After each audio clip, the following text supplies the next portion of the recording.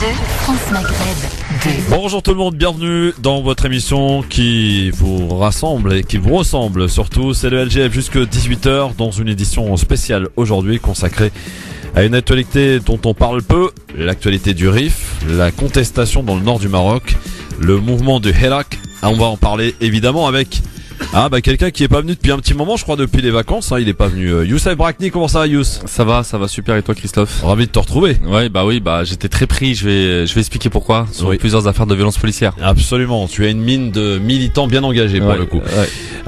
Fort bien accompagné d'une politologue, Fatima Wassak, bonsoir. Bonjour. Bonjour, oui c'est vrai, j'ai tendance à dire bonsoir, c'est vrai qu'on va changer d'heure bientôt, donc la nuit va tomber plus tôt. Bonjour Fatima et bienvenue. Merci. Rifen, vous-même. Oui.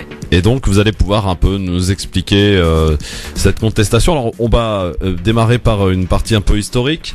On fera appel peut-être à Youssef, ses connaissances en tant que prof d'histoire qu'il est, pour nous parler un petit peu d'un point de vue historique. Ensuite on parlera de comment tout ça a commencé finalement, avec la mort de Monsieur Fikri, c'est ça, il s'appelait Fikri. Et on parlera ensuite et pour finir donc des conséquences de si ce problème perdure, que cela pourra avoir au Maroc. On y reviendra évidemment. Et vous, auditeurs, auditrices, vous pourrez évidemment intervenir à n'importe quel moment pour poser vos questions, pour apporter votre élément de réflexion au 01 40 33 9000. Voilà une édition spéciale RIF parce que, sachez-le, les auditeurs nous l'ont demandé. Donc on l'a fait. Évidemment, et on l'a fait avec de vrais spécialistes et des gens et des personnes concernées pour le coup. Donc Fatima Wassak, Youssef Brakni avec nous jusqu'à 18h, soyez les bienvenus, voici le sommaire de cette émission. Le Grand Forum avec Christophe Fro sur France Maghreb 2. Émission spéciale RIF, un mouvement de contestation important touche le nord du Maroc, retour sur une actualité riche et peu expliquée avec notre invitée Fatima Wassak, politologue diplômée de l'école Sciences Po, auteur du livret Discrimination, classe, genre, race, pour évoquer la partie historique, le début du mouvement Hirak, les conséquences d'une telle incompréhension. Vous pourrez évidemment poser toutes vos questions au 01 40 33 9000 et ainsi comprendre au mieux les attentes de chacun. La question LGF du jour, toucher les allocations chômage pour partir 2 ans en vacances. Cette petite phrase ne passe pas. Elle est signée Christophe Castaner qui accuse des chômeurs d'être des profiteurs. Doit-il démissionner? Vous répondez à cette question sur la page Facebook France Maghreb 2 ainsi que sur le Twitter LGF officiel. Et en fin d'émission et comme d'habitude, Libertad, vous avez la parole, alors prenez-la au 01 40 33 9000 tout à l'heure en fin d'émission. Bienvenue à vous sur France Maghreb 2, le LGF jusque 18h avec Youssef Brakni, Fatima Wassak qui est avec nous aujourd'hui, politologue diplômé de Sciences Po, c'est ça. Oui. Alors je vais poser la question parce que je l'ai posée en antenne. Politologue, c'est quoi?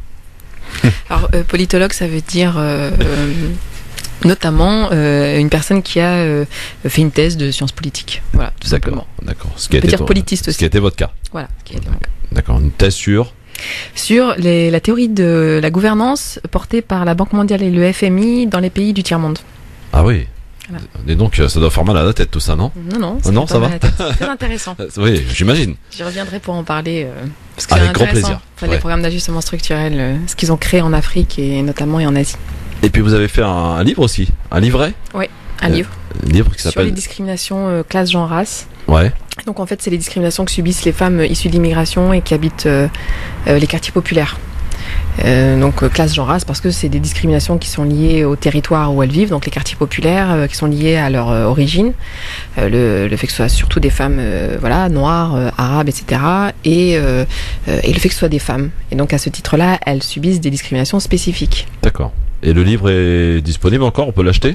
Il est disponible sur Internet. Sur Internet. PDF, voilà. D'accord, n'hésitez pas. Discrimination classe, genre, race, et puis vous tombez dessus, voilà. Vous n'hésitez pas en tout cas, à aller lire le travail de Fatima Wassak. Alors Youssef, avant de parler du RIF, on va parler un petit peu de ce qui a fait l'actualité, d'ailleurs dans notre émission également, puisqu'on s'est intéressé non seulement à l'affaire Adama, à l'affaire Théo, mais aussi plus récemment, j'allais dire, à l'affaire Yacine. Ouais, vous avez reçu le frère, non? On a reçu le frère, on a reçu ses amis, on a été dans les différentes manifestations. Donc vérité pour Yacine. On rappelle un petit peu les faits. Donc Yacine qui a été retrouvé mort dans une cave à Aulnay-sous-Bois, dans son immeuble, le 14 septembre, si je me souviens bien. Ouais, 14 septembre. Et s'est engagé ensuite, j'allais dire, un conflit entre la famille et la justice. Cette dernière n'ayant pas été tout à fait transparente, c'est le moins qu'on puisse dire. Pour le coup, parce que Yacine est toujours à l'Institut médical légal. parce que il y a un problème, parce que la famille réclame en fait vérité sur les conditions de sa mort. Voilà, si tu souhaites rajouter quelque chose par rapport à ça, Youssef, oui, alors un peu plus. Ouais, alors je trouve, c'est une histoire dont il y a beaucoup de zones d'ombre en fait. Ouais. Il y a beaucoup de zones 19 d'ombre. zones d'ombre relevées par la famille. Voilà.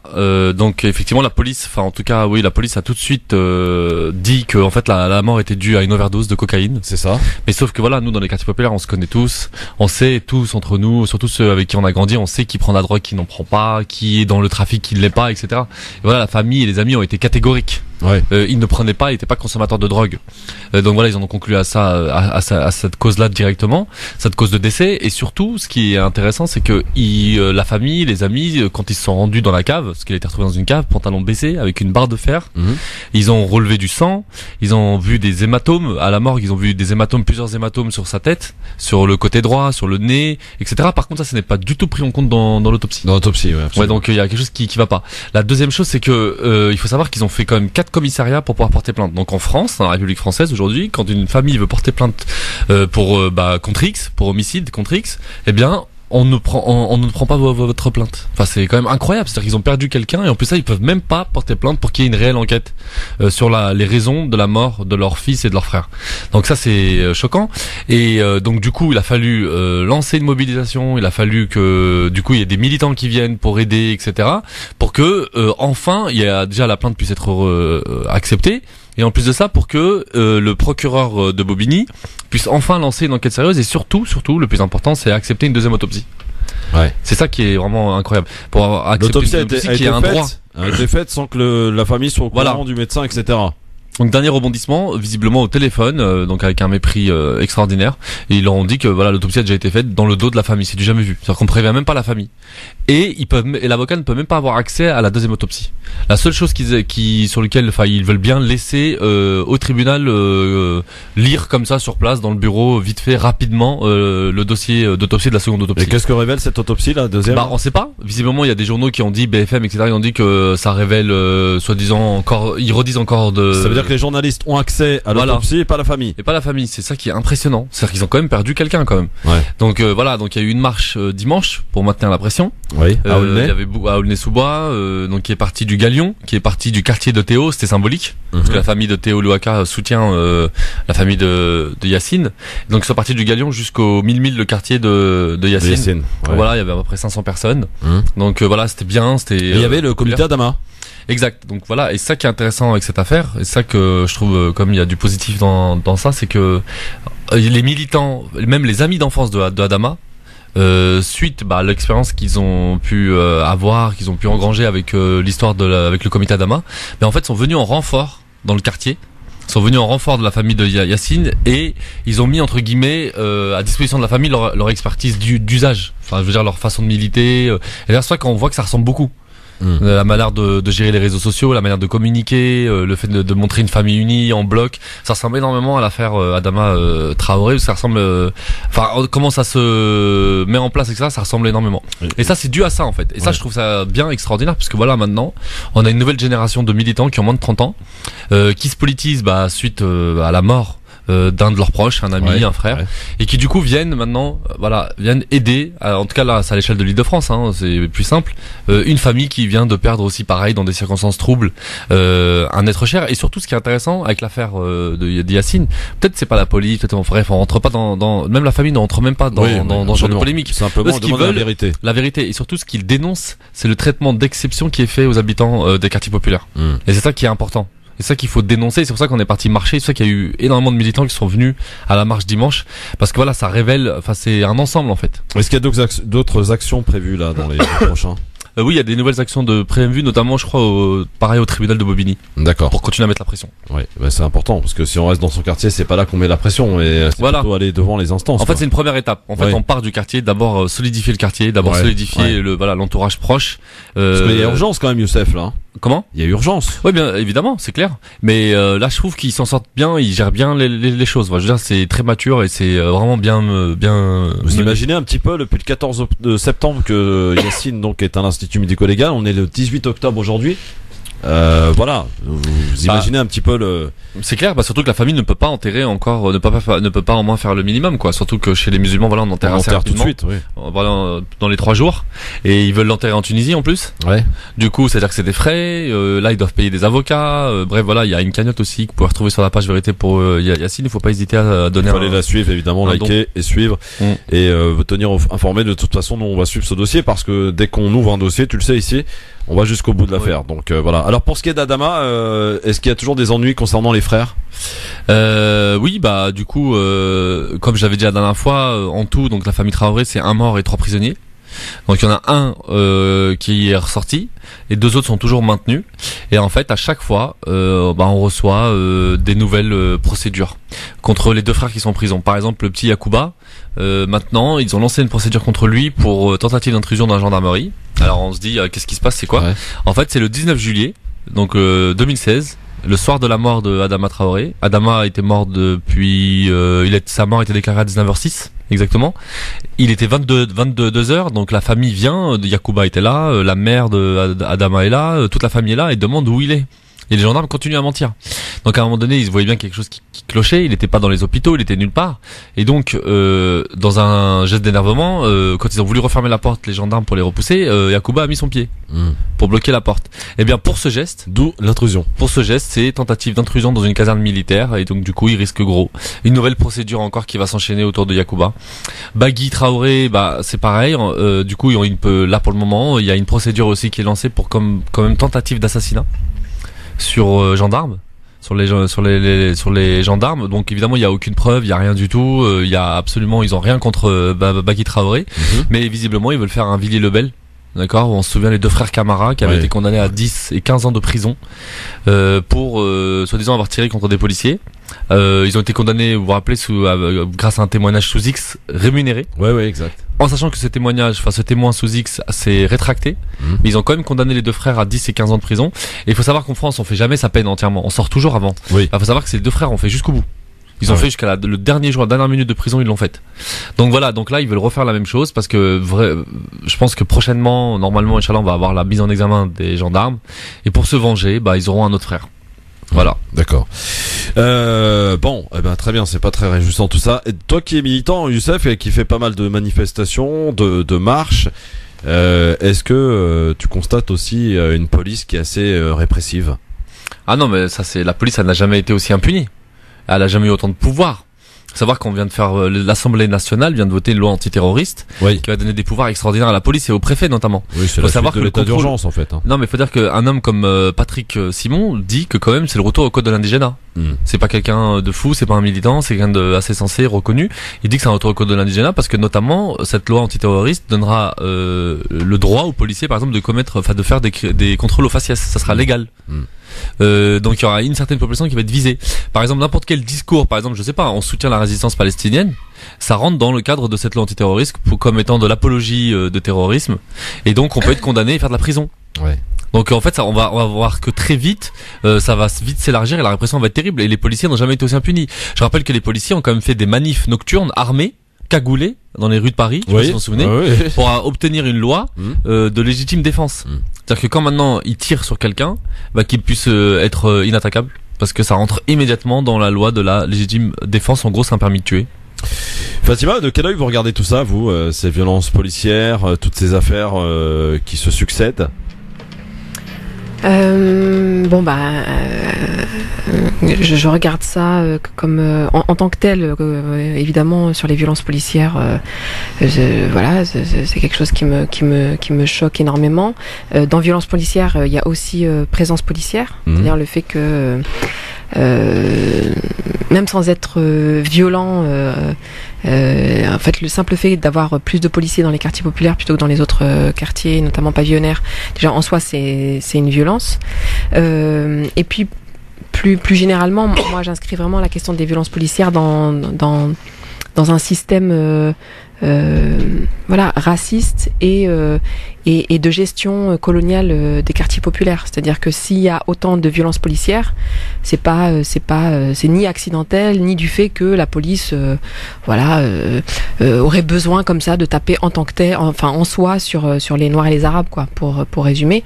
Mais c'est bien dans un continuum. On a besoin de signifier aux populations qui habitent dans les quartiers populaires et notamment aux jeunes hommes de ces quartiers, leur signifier qu'ils sont pas chez eux ici, qu'il faut pas qu'ils résistent en fait notamment aux discriminations qu'ils subissent, aux humiliations qu'ils subissent, etc. Et pour les remettre à leur place de population soumise, quoi. Et c'est pour ça que je dis que c'est néocolonial. Ça ressemble beaucoup à la gestion qu'avait la France de pays colonisés comme l'Algérie. Donc c'est les violences policières en tant que telles, mais c'est aussi les violences policières. Enfin, pour bien les comprendre, il faut vraiment les inscrire dans un continuum plus large, en fait, de gestion plus large des quartiers. C'est intéressant de parler de ça parce qu'on est au lendemain, vous le savez, d'un anniversaire triste, d'événements qui se sont produits à Paris, le 17 octobre 61. Quand on sait évidemment que la police avait obtenu ce soir-là un permis de tuer, pour le coup, par en premier lieu évidemment le général de Gaulle, et surtout commandement de Maurice Papon, qui avait d'ailleurs quelques jours avant fait le tour des différents commissariats de Paris pour chauffer évidemment un max les policiers. C'était pour un coup reçu 5 rendus. C'était une véritable ratonnade dans les rues de Paris, avec ces centaines d'Algériens qui ont été jetés mains attachées dans la Seine, et cette Seine qui faisait ressortir ces cadavres dès le lendemain. Donc ça s'est passé à Paris, et il a fallu attendre simplement évidemment 2012 pour que au moins on reconnaisse déjà cette date, et évidemment que les associations demandent évidemment beaucoup plus. Parce qu'il y a eu un véritable drame ce jour-là, ce 17 octobre. Non, mais nous, souvent les militants, ce qu'on dit, c'est que c'est le premier acte de violence policière en fait en France. Alors c'est un an avant l'indépendance de l'Algérie, mais on peut l'inscrire déjà dans ce que disait juste avant Fatima, c'est-à-dire le post-colonial. Donc là, on avait une population en vrai immigrée, même si d'un point de vue administratif, c'était des indigènes qui étaient dans des départements français. Donc ils avaient le droit de venir en France, en fait, les Algériens à ce moment-là, parce qu'ils venaient essentiellement des bidonvilles. C'est des travailleurs immigrés, en fait. Ouais. C'est des travailleurs immigrés. Donc en fait, c'est vraiment le premier crime. Et là, c'est un crime de masse, parce que c'est quand même de 200 à 300 Algériens méthodiquement ligotés, jetés à la Seine, et pas que des hommes, une petite fille de 15 ans. Oui. Une petite fille de 15 ans qui a été repêchée. Fatima Bédard. Et donc ça c'est le premier crime. Et surtout ce qui est fou, c'est que c'est la 5e République qui a commis ce crime. On pourra pas dire comme pendant la collaboration, etc., c'était pas vraiment la République. Vous savez, on dit souvent que Pétain, c'est comme ça que Mitterrand se défendait en disant que c'était pas la République. Qu'en fait Pétain a mis une parenthèse et a aboli la République, ce qui est vrai d'ailleurs. Il a détruit, il a aboli la République, il a créé un nouveau système, mais n'empêche que là c'est la 5e République, la République dans laquelle on est encore aujourd'hui. Elle vient d'être créée en 1958, et c'est le général de Gaulle, un héros de la France, effectivement, comme tu l'as dit, qui a donné cet ordre-là. Et c'est Maurice Papon qui a quand même il n'a jamais été inquiété pour ce crime. Il a été jugé pour d'autres crimes, notamment pour ce qu'il a fait pendant la collaboration, notamment le fait d'avoir déporté des citoyens français de confession juive dans des camps de la mort. Donc sur ça il a été jugé, mais jamais inquiété sur ce crime, et jusqu'à aujourd'hui personne n'en parle, ou très peu. Et c'est vraiment les militants, c'est un travail de militants immigrés. Notamment, je pense à des anciens du mouvement des travailleurs arabes qui ont fait ce travail dans les années 80 et qui ont remis cette question à la lumière. Et puis les méthodes aussi, ce soir-là, on a réquisitionné des puces de la RATP, des stades, pour emmener toutes les personnes arrêtées. Il y en avait par centaines, bien sûr. On les emmenait dans des stades et on les tabassait. Ça rappelle évidemment, on parle beaucoup de la rafle du Veldiv. C'est les mêmes procédés.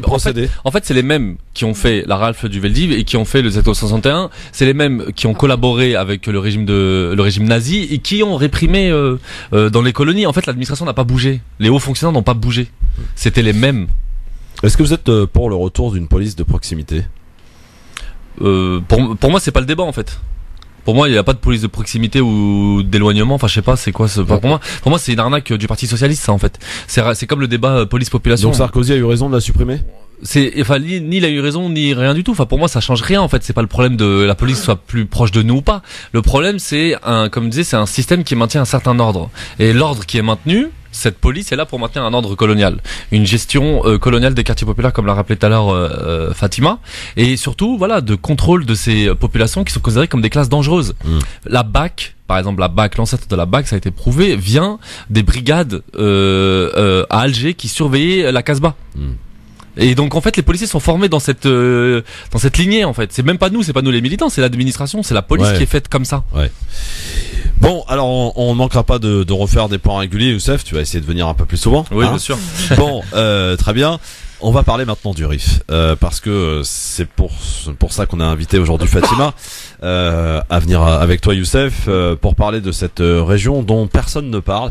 J'avais envie d'abord qu'on commence sur faire un petit portrait historique de cette région du nord du Maroc, dont la capitale du RIF, c'est quoi? C'est Nador? C'est ça, on peut dire ça? Capitale administrative. La capitale administrative. Mais le RIF n'existe pas en tant que région administrative. Ouais. Alors, peut-être faire un petit point historique, Youssef, sur cette contestation qui a démarré depuis bien longtemps finalement. Oui, en fait, moi je pense que pour comprendre ce qui se passe dans le RIF, faut revenir encore une fois à la question coloniale, à la question de la colonisation. Il faut savoir que le RIF a été colonisé par l'Espagne, donc j'avais fait, voilà, tu te rappelles, un avis trop tranché sur Abdelkrim el-Khattabi, le lion du RIF, qui a lancé une révolte, une guerre anticoloniale contre la colonisation espagnole. Donc il faut savoir que voilà, donc la France et l'Espagne sont partagés le Maroc. Donc cette partie-là du nord était colonisée par l'Espagne, et donc Abdelkrim el-Khattabi va, je vais pas rentrer dans le détail, va proclamer une république. Et quand il va s'engager dans une guérilla, il va remporter de grandes batailles, notamment la bataille d'Anoual, où plus de presque 8000 Espagnols vont être tués. Donc ça va être un choc, ça va être un retentissement, puisqu'en fait pendant des années, on a théorisé sur l'infériorité des races indigènes. Et donc là, on a une armée indigène, en gros de bédouins, pour eux, voilà, des moins que rien, des tribus. De 3000 hommes seulement. Ouais, qui ont de 3000 hommes, ouais, qui ont battu à plat de couture les troupes surarmées, surentraînées espagnoles. De 15 000 hommes. Voilà. Merci Fatima qui me donne les chiffres. C'est important les chiffres. Hein. Oui, bien sûr. Et donc ils vont vraiment les laminer, et ça va être un choc. Donc à partir de là, ils prennent conscience. On est à quelle époque là à peu près? On est dans les années 20. Dans les années 20. Donc là, en 1921, du coup, il proclame la République du RIF, Abdelkrim el-Khattabi. Donc voilà, avec un drapeau spécifique, avec une identité spécifique, notamment autour de la question de l'islam. Voilà, c'était ça son identité première, l'islam. La mazérité, pas de rejet de l'arabité, je le dis tout de suite, je vais y revenir après. Et donc voilà, il proclame cette république, et voilà, qui est une république anticoloniale, etc. Les Espagnols et les Français, donc je vais faire vite, ne vont pas laisser passer cet affront. Les Espagnols déjà parce que c'est une émulation directe, et les Français qui avaient un pied au Maroc, les Français qui étaient la deuxième puissance coloniale de la planète, ne pouvaient pas laisser un modèle en fait réussir. Ne pouvaient pas laisser un modèle d'indépendance réussir, c'était impensable pour eux, c'était impossible. Donc il fallait absolument la réprimer, et ils vont y aller à fond, comme j'avais expliqué la dernière fois, à coup de bombardement au gaz chimique. Faut savoir que la population, c'est la première fois d'ailleurs, hein. Première fois que des populations civiles sont ciblées. Alors le gaz moutarde a été utilisé durant la Première Guerre mondiale, mais contre des soldats. D'accord? C'est les Allemands d'abord, ensuite les Français aussi ont su élaborer cette arme. Donc c'était essentiellement contre des soldats. Là, ça va être la première fois, à coup d'avion, de bombardement, qu'on va bombarder une région entière, sans aucun ménagement, contre des civils. Des civils, donc je parle d'enfants, de vieillards, de femmes. On va bombarder au gaz moutarde. Je sais pas si vous vous rendez compte de la violence. Avec toutes les conséquences que ça peut avoir aujourd'hui encore. Hein. Encore aujourd'hui, qui est notamment la région de Al-Hasema, il y a le plus gros taux de cancer du cavum du monde. Donc, il se trouve on se retrouve avec cette répression féroce. Donc, Abdelkrim el-Khattabi va finalement céder. Ouais. Il va du coup abdiquer. Il sera fait prisonnier. Il mourra au Caire libre. On y reviendra. Mais en tout cas, voilà, ça se trouve que cette parenthèse va être refermée. À l'indépendance du Maroc, le RIF va immédiatement rentrer dans la monarchie marocaine. Il va y avoir d'autres révoltes, notamment une révolte en 1958.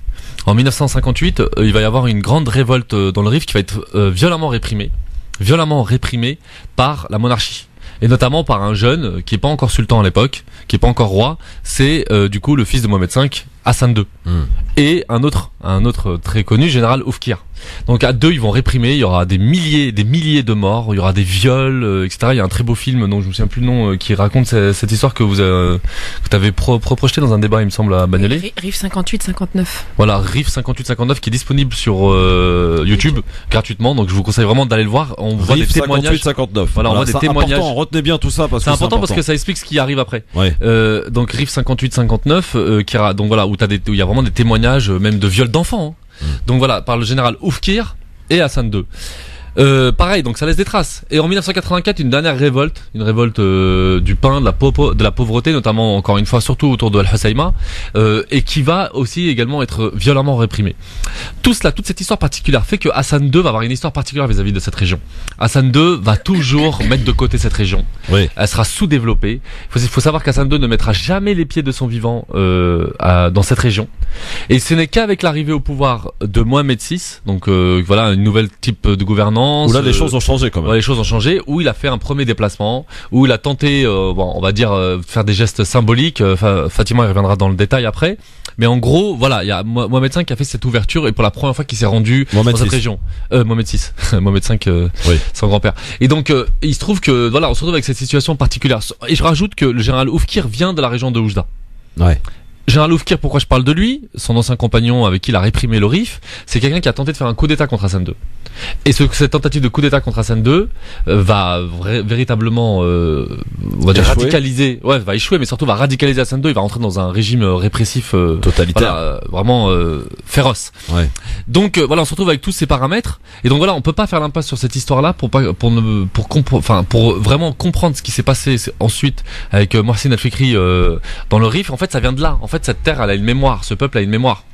Notamment un des leaders, Nasser Zafzafi, c'est un des descendants, bon c'est très large, de Abdelkrim El-Khattabi. Cette mémoire elle est toujours là. Et d'ailleurs à chaque fois que Nasser Zafzafi prenait la parole, j'ai toujours vu, enfin en tout cas souvent, le portrait d'Abdelkrim El-Khattabi derrière lui.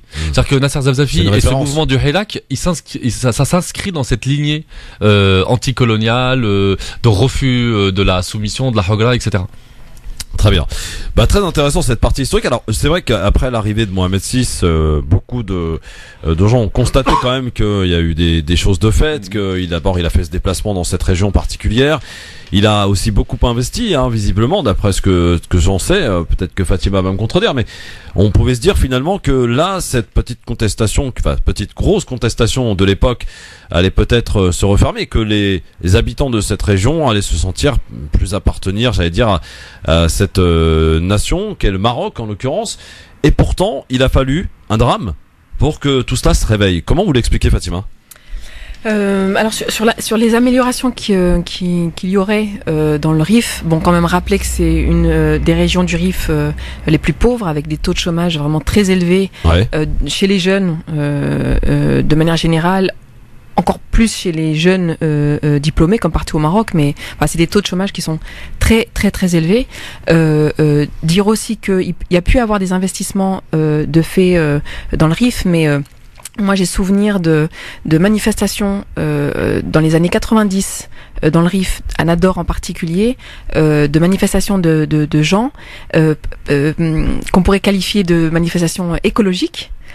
Écologistes, environnementales, ça peut paraître un peu surprenant, mais de gens en fait qui se plaignaient du fait que des investisseurs venaient nettoyer les plages. C'est-à-dire que vous aviez accès direct à la mer, parce qu'on est en bordure méditerranéenne, et en fait des investisseurs qui voulaient, de différentes puissances étrangères qui voulaient investir dans l'hôtellerie, etc. Ça les arrangeait pas du tout, le fait qu'il n'y ait pas de plage, et du coup désabler comme ça le bord de mer, et il y avait des manifestants des rifins qui se plaignaient de ça, et qui disaient on est en train de avec un discours empreint de religieux, pour dire voilà, on est en train de changer la création de Dieu, mais sur le fond qui était très écologiste, comme je disais, c'est-à-dire on est en train de faire n'importe quoi, on détruit la terre pour des investissements dont on n'a pas, par rapport auxquels on n'a pas prise, on sait pas pourquoi faire, on comprend que c'est pour qu'il y ait plus d'argent, mais l'argent pourquoi, je dis ça parce que il y a vraiment des enjeux civilisationnels presque qui se joue aujourd'hui dans le Rif. Il n'y a pas que simplement la question qui est importante du fait qu'il faut plus d'hôpitaux, plus d'écoles, etc. Ça c'est une chose. Ça c'est vrai que c'est les revendications premières de la part des Rifains. Mais mais plus fondamentalement, il y a des vraies questions de civilisation. C'est-à-dire où on en est aujourd'hui dans le Rif et au Maroc de manière générale, où est-ce qu'on va, etc., etc. Donc je me souviens de ces manifestations-là. Et puis non, pour le reste, voilà, moi j'y vais quand même très régulièrement. C'est quand même une région qui se dépeuple de ces hommes. Voilà, c'est une vraie question qui est politique, qui est fondamentale. C'est-à-dire pourquoi le Maroc encourage à ce point ces jeunes hommes à quitter le Rif, parce que c'est quand même de l'exil, et l'exil ça coûte. C'est-à-dire et avec tous les problèmes que ça produit, c'est-à-dire plus de femmes que d'hommes, et puis des problèmes structurels. Mais Mohamed VI a quand même apporté quelques changements. Alors justement, c'est pour ça que j'en parle. Autre changement, parce que moi je parle vraiment de choses très concrètes en fait en termes d'évolution. Il y a quelques années, c'est-à-dire c'est pas il y a 30 ans, vous alliez à Nador, l'essentiel de la population, y compris les commerçants, parlait tamazirt. Voilà, c'était la langue véhiculaire, c'est-à-dire la langue qu'on utilisait, y compris à l'extérieur. En Algérie, dans différentes régions, on parle le berbère, quoi. Voilà, sauf que là, c'est dans la ville même, y compris dans les administrations. Je vous dis, dans les commerces, etc., on parlait de tamazirt. Aujourd'hui, c'est très rare de trouver des gens à Nador qui parlent tamazirt. L'essentiel de la population, Est-ce que c'est un problème, ça, Fatima? C'est un problème, mais c'est pour moi le problème le plus fondamental. C'est-à-dire des gens qui sont nés là, qui ont grandi là, avec leur identité. Je dis pas que les problèmes économiques et sociaux sont pas des problèmes centraux. Pardon de vous couper parce que j'ai la pub qui presse, donc on va la balancer tout de suite. On y revient bien entendu dans un instant, et on va parler donc on va expliquer aux gens ce qu'est le Hirak. On en entend beaucoup parler, mais on sans savoir ce que c'est finalement. Et vos questions, bien sûr, 01 40 33 9000, ne se pas encore tourné du côté du standard, mais il va sonner, j'en suis sûr. Et vos questions, évidemment, sont les bienvenues pour essayer de comprendre, débattre, échanger, pour essayer de comprendre une situation dont très peu parlent. Et c'est là bien là le drame. À tout de suite.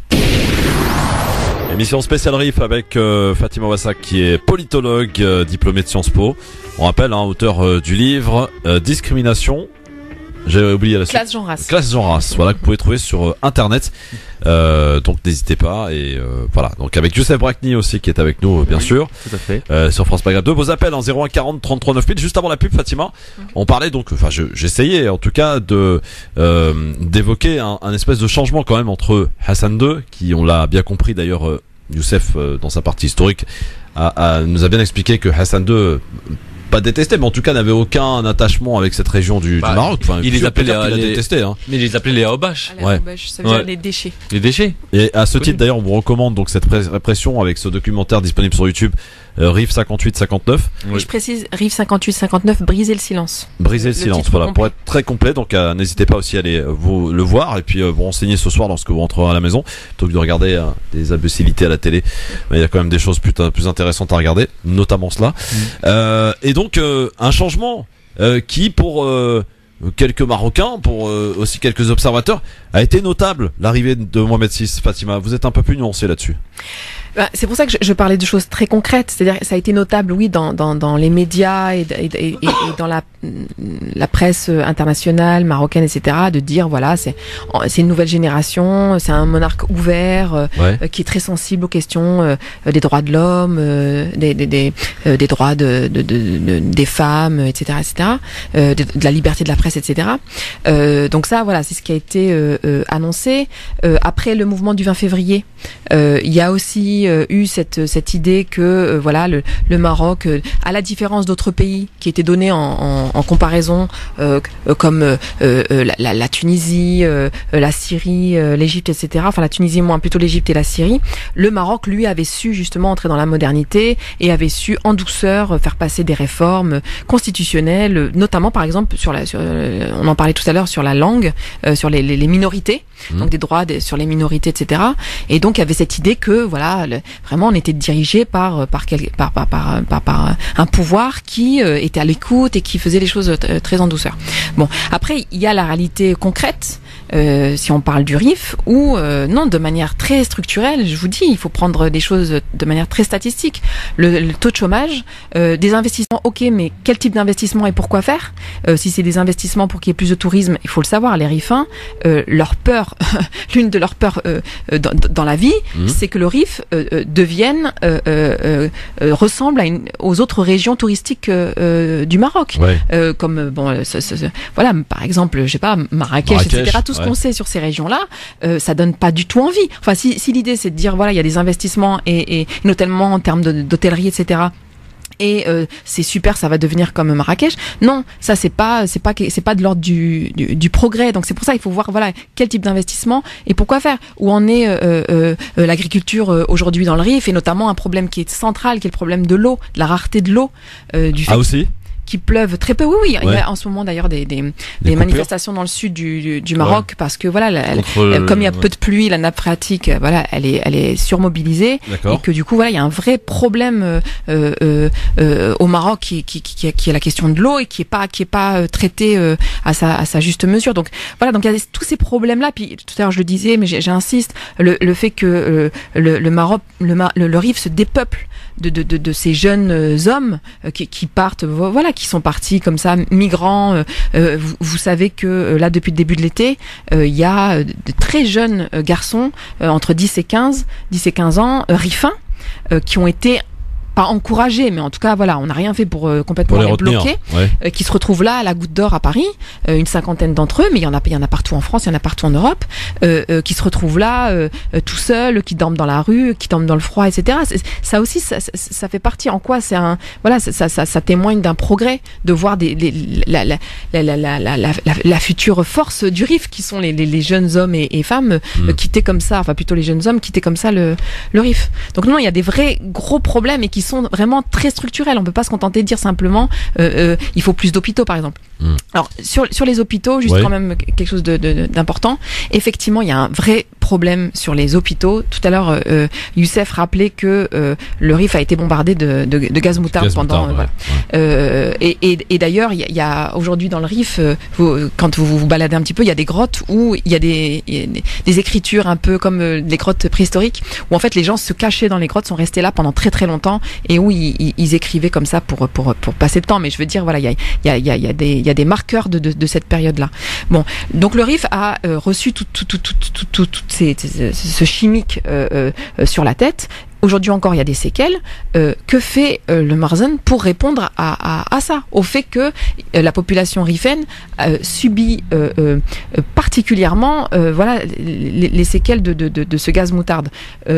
Youssef le rappelait, il y a une concentration de personnes atteintes du cancer de la gorge et du cavum dans le Rif. Ces personnes-là, si elles veulent être correctement soignées, elles sont obligées d'aller à Rabat. Enfin, moi, il y a beaucoup de gens dans ma famille qui sont atteintes qui sont atteintes de cancer, et qui sont obligées de partir. Et parfois, pour certaines personnes qui n'ont pas les moyens d'aller se faire soigner là-bas, et qui meurent vraiment parce qu'il n'y a pas les structures adéquates. Il y a des hôpitaux. Alors, il y a un hôpital à Nador, à Al-Hoceima, etc. Mais pas en capacité de traiter ce genre de maladie. Problème spécifique. Voilà. Et donc il y a les hôpitaux, puis il y a ce qui accompagne les hôpitaux, c'est-à-dire l'humain, des médecins, des chirurgiens, des oncologues, enfin des cancérologues, etc. Ça, c'est pas mis en place. C'est dire que même le prix qui a été payé par rapport à la colonisation n'est pas pris en charge. Après, voilà, il y a le problème aussi de l'école, et du fait que, voilà, pourquoi des jeunes, par exemple de Nador, qui, voilà, très peu d'entre eux accèdent au bac, très peu d'entre eux, quand ils accèdent au bac, ils sont obligés d'aller à l'autre bout du monde, justement pour passer le bac et pour faire des études supérieures. N'en parlons pas. Pourquoi ils sont obligés de quitter leur région pour faire des études supérieures? Pourquoi il n'y a pas une université digne de ce nom dans le Rif? Donc voilà, il y a ces problèmes-là qui sont centraux. Pourtant, il y a des capacités, je veux dire, les investissements sont là. Quand on voit par exemple le gros port Tangemet, qui est les gros travaux absolument incroyables qui ont été faits pour faire, je crois, le plus grand port d'Afrique. Tangemet, il y a le moyen, en tout cas, d'envie de développer donc ce pays. Et si je vous comprends bien, Fatima, il y a aussi une volonté peut-être affichée de peut-être laisser un peu de, j'allais dire, les fondamentaux. voilà, les hôpitaux, les écoles, laisser partir, hein, comme vous le disiez, donc la population. Ce qui fait qu'aujourd'hui, quand on est dans le Rif, on n'a plus l'impression d'y être comme il y a quelques années, par exemple. Moi, je trouve que ça s'est objectivement dégradé. La situation s'est dégradée. Déjà que c'était une région, effectivement, depuis 40 ans déjà, qui était complètement laissée à l'abandon. Mais je vous dis, en fait, ce qui est un petit peu paradoxal, c'est que c'était une région qui était laissée à l'abandon, mais au moins, c'est une région où on parlait la langue, où c'était une culture un peu spécifique, etc., etc. Aujourd'hui, là où je pense que les tensions sont exacerbées, c'est que c'est une région qui est toujours autant laissée à l'abandon d'un point de vue économique et social, mais en plus de ça, on parle plus autant la langue, le tamazight, et puis il y a quelque chose qui est ressenti comme de l'ordre de l'offensive un peu culturelle. C'est-à-dire qu'on est, voilà, on en parlera peut-être tout à l'heure avec les auditeurs. Mais en tout cas, voilà, il y a des choses, il y a des tensions qui sont vraiment exacerbées. Alors le mouvement du 20 février, on peut dire que c'est un mouvement qui est né dans la suite de ce que beaucoup ont appelé, à tort d'ailleurs, le printemps arabe, qui a découlé quand même sur un changement constitutionnel au Maroc. Je veux dire, comme vous l'avez rappelé tout à l'heure, Fatima, le roi donc a su répondre, j'allais dire, avec des mesures, pas seulement d'ailleurs symboliques, mais des mesures importantes. Et puis donc il y a eu cet événement donc de Mohsen Fekri, qui a été. Alors on va rappeler ce qui s'est passé ce jour-là parce que c'est assez dramatique pour cet homme qui a été broyé, hein, c'est ça. Hein. Oui, donc c'est un marchand de poissons. Effectivement, il a été broyé il a été assassiné. Voilà, autant dire les choses. Il a été broyé dans une benne à ordures, sous le regard amusé des représentants du pouvoir. Alors c'est un vrai gros problème, la corruption au Maroc, dans le Rif en particulier, la question des taxes, le fait que et ça je le dis, en fait tout le monde, tous les Rifins de la diaspora en France, en Europe peuvent en témoigner, le fait que on taxe d'autant plus les Rifins qui vivent dans le Rif, et on taxe d'autant moins les Rifins de la diaspora, en fait, les émigrés. Ça c'est vécu comme une vraie injustice. Comme une vraie injustice. L'année dernière, avant la mort de Mohsen Fekri, donc là on va fêter le premier anniversaire Oui, on va célébrer. Il y aura un hommage qui sera rendu un peu partout. On en parlera tout à l'heure, un peu partout en Europe et au Maroc, par rapport à la première année de sa mort. Concernant les émigrés, les immigrés, voilà, de la diaspora rifaine en Europe, on sait très bien que on va être relativement ménagé par le Marzen, par le pouvoir au Maroc. On sait très bien que voilà, on va être chouchouté. C'est-à-dire que l'ordre va être donné de plutôt, voilà, je sais pas moi, vous roulez par exemple, il y a et vous roulez plutôt vite, vous êtes émigré, on va pas forcément on vous embêtera moins que si c'est un local, quoi. C'est même pas qu'on vous en mettra moins, c'est qu'à un moment donné, l'ordre a été donné de plutôt ménager même, c'est-à-dire laisser-les tranquilles parce qu'on a besoin. Vous savez que l'entrée de devises au Maroc, c'est très très très important pour le Maroc, c'est-à-dire que les émigrés, c'est vraiment une force très très importante d'un point de vue financier, et que c'est pas pour rien qu'on est chouchouté. Mais du coup, les Rifins du pays s'en prenaient d'autant plus dans la tête, quoi, et étaient encore plus prélevés, vraiment avec cette impression que le Marzen devenait prédateur.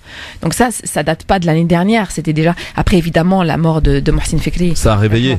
Voilà, c'était quelque chose qui a focalisé tellement violent, tellement spectaculaire, que ça a catalysé tout ce qui se passait depuis des années. C'était filmé aussi. Oui, c'était filmé. Maintenant avec les réseaux sociaux, c'est vrai qu'on passe plus à Tu parlais d'investissement de Mohamed VI. Moi je pense que ce que je vois, ce que j'ai vu, et ce qui ressemble un peu à la Kabylie, moi je trouve que ça ressemble beaucoup, c'est le fait que s'il n'y avait pas eu les immigrés, Moi, je pense qu'à mon avis, la révolte elle aurait déjà commencé bien avant et ça aurait été très violent. Parce que je crois que les gens, il y en a qui seraient morts de faim. Parce qu'en fait, c'est les immigrés qui font vraiment tourner l'économie là-bas. Dans les familles, t'en as toujours un, voire deux qui sont à l'étranger et qui renvoient de l'argent régulièrement. Encore et les gens Ils font vivre les familles, quoi. Et c'est eux qui font vivre les familles et ce n'est pas le régime. Le régime, il fait rien en fait. Non, mais ils investissent, c'est-à-dire que dans les campagnes, par exemple, dans un certain nombre d'endroits, les puits, l'électricité, etc., c'est les immigrés organisés dans via les des villages. associations, Voilà, un petit peu ou comme pas. Non, parfois c'est même pas des associations, c'est simplement voilà le village, un tel, on fait une caisse de solidarité, puis on crée, puis on installe l'électricité, etc. D'accord. Donc c'est pas du tout pris en charge par les pouvoirs publics, c'est vraiment pris en charge par les immigrés. Donc effectivement, d'où cet intérêt pour les immigrés, enfin pour le Mordzene de chouchouter les immigrés finalement, si c'est eux qui investissent. Voilà. En fait c'est simple, c'est que l'immigration c'est 10% du PIB. Ouais. 10%. Ils participent à hauteur de 10% du PIB. Donc en fait, voilà, tu fais le calcul, c'est presque autant que le tourisme. Oui. Alors, maintenant on va parler d'un mot, de ce mouvement Hirak. Qu'est-ce que c'est que ce mouvement Hirak? D'où il est né? Comment ça a été, comment c'est parti? Et comment aujourd'hui expliquer qu'on en est donc à réprimer des mouvements, de ce mouvement de Hirak que certains qualifient de séparatistes, à tort ou à juste raison, je sais pas. Alors bon, complètement à tort. Hirak, ça veut déjà dire mouvement. Et alors là où c'est relativement difficile de donner les origines du mouvement, etc., c'est que c'est vraiment un mouvement qui est spontané.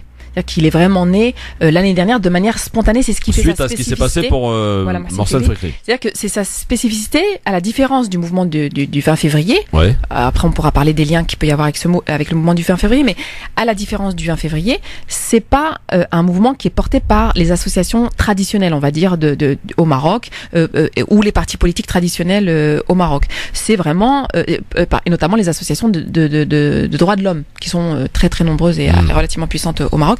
Voilà, pas du tout. C'est pas elles qui sont à la manœuvre, on va dire. C'est de manière très spontanée, des rifins, plus ou moins politisés, plutôt politisés d'ailleurs, qui, face à l'injustice, face aux injustices, décident spontanément de s'organiser dans ce mouvement. Et je pense que c'est ça qui en fait sa force. Alors, sur le fait que, soi-disant, ce serait un mouvement qui serait séparatiste, alors ça, c'est totalement inventé, ça participe vraiment de la propagande plutôt du début de l'année, la première partie de l'année. On le dit moins aujourd'hui parce que c'est tellement faux et les cadres du Hirak et puis leurs familles, etc., le répètent sans cesse que c'est faux, qu'à un moment donné, voilà, ça ne passe plus. Mais voilà, c'est pas du tout séparatiste. Les rifins dans leur quasi-totalité ne sont pas séparatistes, qu'ils soient là-bas ou qu'ils soient ici. Nous sommes rifins, nous sommes marocains. Nous sommes effectivement, alors par exemple sur la question de la mazérité, la culture amazighe. Par exemple, moi je me définis effectivement comme amazigh, je me définis aussi comme arabe par exemple. Tout à l'heure Youssef disait que Khattabi ne posait comme centralité la mazérité mais jamais dans le rejet de l'arabité. Et ça c'est très très important de le comprendre. Les rifins. Ce qui est un petit peu la différence, alors parle-moi un petit peu ce lien, Youssef, tu vas me dire si je me trompe, de certains contestateurs de Kabylie par exemple. Non mais ça n'a absolument rien à voir. Déjà là, t'as quand même, je répète qu'ils sont comme dans une lignée anticoloniale. C'est ça qui est gênant avec ce mouvement, c'est que il vient de loin, il part de loin, il est puissant, il vient de la base surtout. Là, tu me parles du MAC, par exemple. Ouais. Mouvement Autonomie pour la Kabylie, là, tu me parles d'un truc minoritaire, hein. Qui est plus que minoritaire. C'est ridicule ce que ça représente. C'est beaucoup plus important à Paris que à Paris et dans les beaux quartiers de Paris et dans les rédactions des journaux aussi parisiens. Et j'allais venir à Tel Aviv, c'est clair, avec Netanyahou. Et encore Netanyahou, il le reçoit même pas, Netanyahou. Non. C'est vraiment des sous-fifres vraiment des gens de bas étage qui le devant l'ONU avec le drapeau kabyle. Et donc voilà, donc ça c'est un mouvement autonomiste indépendantiste qui est sioniste en plus, qui est contre notre histoire. Ouais. En fait, le MAC c'est contre notre histoire, c'est contre contre nos martyrs même, j'ai envie de dire. Voilà, le FLN a toujours dit que voilà, la libération de Alger c'était la libération de la Palestine. C'était la même chose et que c'était le prochain combat qu'il fallait mener. Et c'est d'ailleurs pour ça que beaucoup de cadres de la résistance palestinienne à l'étranger étaient des Algériens anciens du FLN. Et je pense par exemple à vraiment un légendaire, c'est Mohamed Boudia, Kabyle, je vais le dire, qui a été assassiné à Paris, dans le 5e arrondissement de Paris, par le Mossad, et qui avait mené ici en France l'immigration, qui a été un des premiers à structurer le mouvement de solidarité avec la Palestine.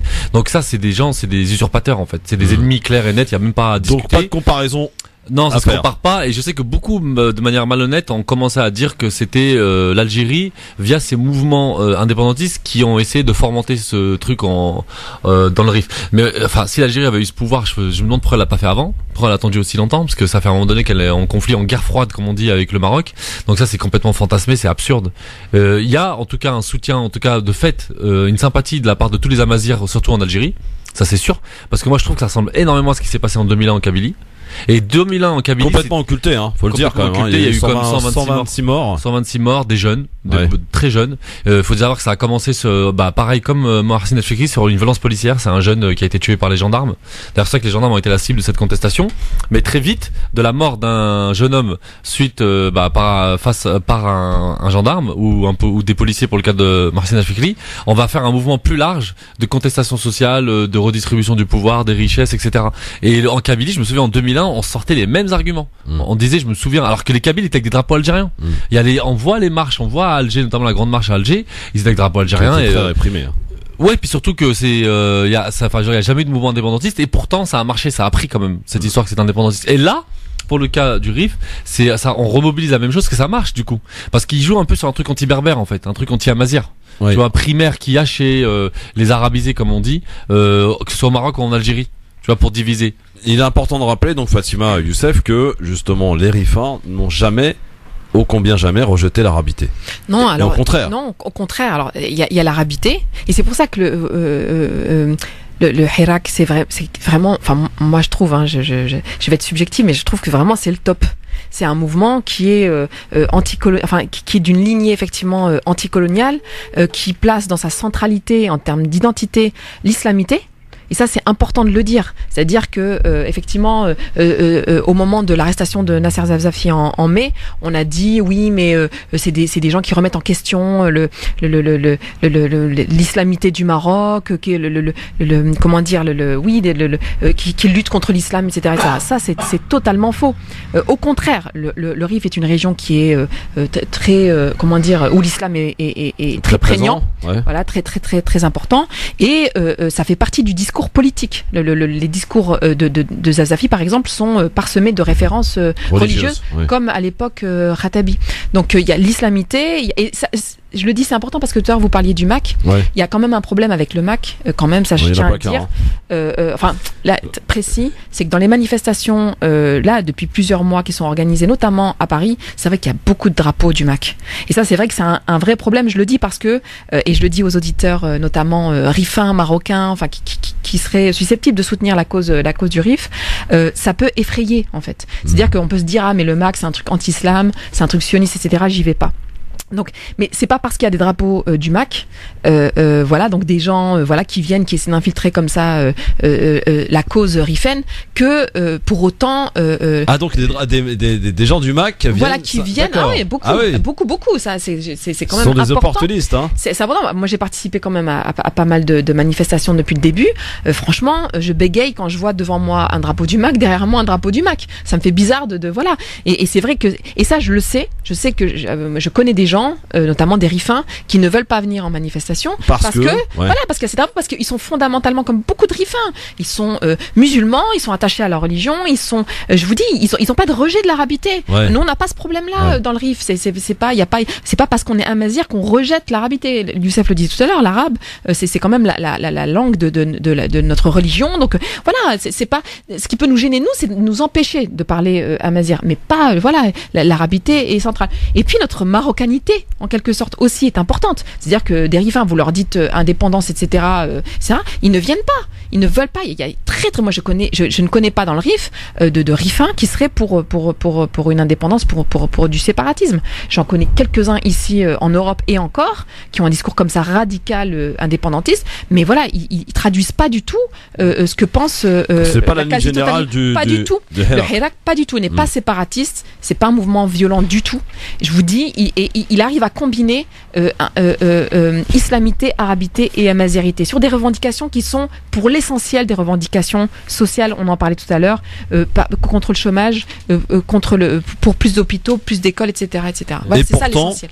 Youssef et Fatima, on va en parler d'ailleurs dans un instant. Je rappelle aux auditeurs que s'ils souhaitent évidemment apporter leurs questions ou peut-être leurs réflexions par rapport à tout ce qu'on a dit, on a établi, enfin on a présenté des faits, voilà, sans pour être tout à fait concret, on est parti de très loin dans l'histoire pour expliquer l'histoire de cette région et ce pourquoi aujourd'hui on peut dire très très largement que cette partie du Maroc est une terre contestataire.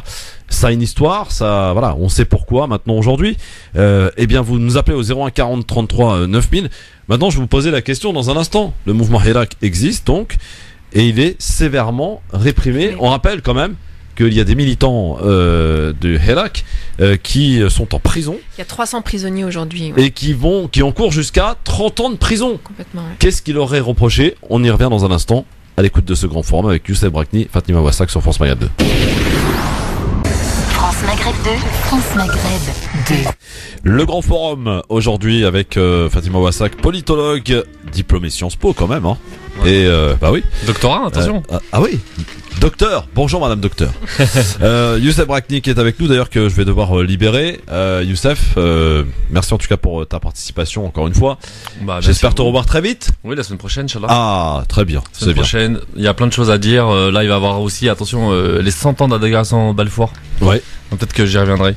Ah bah oui, évidemment, ouais. Évidemment. Notre monsieur Histoire, il est là, Youssef Brakni. Bah écoute, bon retour et puis à la semaine prochaine, Youssef. La semaine prochaine. Merci, bonne soirée à tous et à tous. On reste avec Fatima Wassak, donc qui est avec nous, que vous pouvez aussi appeler au 01 40 33 9000.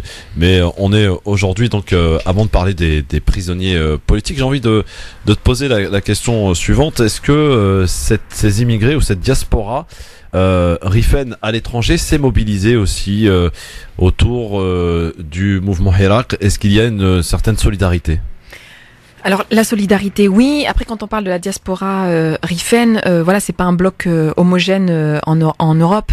La diaspora Rifen, par exemple, aux Pays-Bas, est très très très active.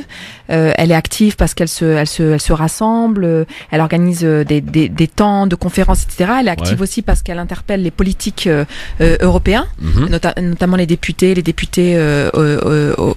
européens, pour leur demander de prendre position, etc. Donc aux Pays-Bas, c'est vrai que la diaspora est très active. En Belgique aussi, notamment à Bruxelles. En Allemagne relativement aussi. Après voilà, la diaspora en France est moins active aussi parce qu'elle est moins organisée. Nombreuse. Alors elle est moins nombreuse.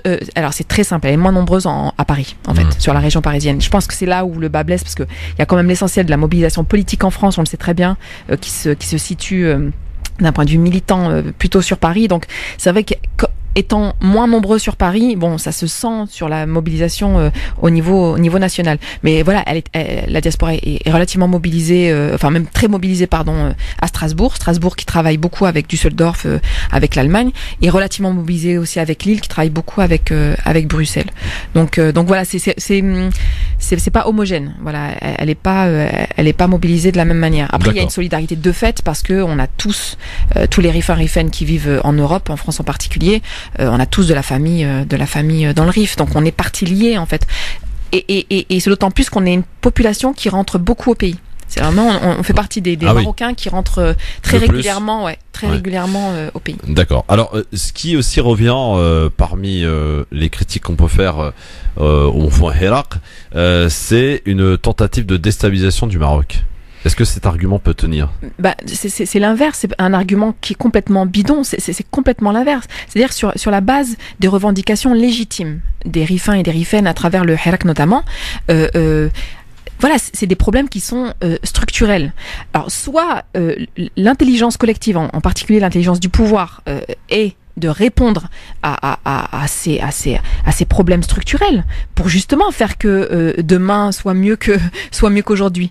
Soit au contraire, les pouvoirs publics ne misent que sur la répression la répression parfois qui est aveugle et donc qui de manière évidente va aggraver les problèmes dans le futur. Donc c'est l'inverse. C'est plutôt de dire aujourd'hui, il vaut mieux régler les problèmes de manière pacifique aujourd'hui, se mettre autour d'une table, discuter, échanger, écouter, etc., plutôt que d'attendre que les choses se radicalisent de part et d'autre et qu'on n'en soit plus qu'avec un discours de violence.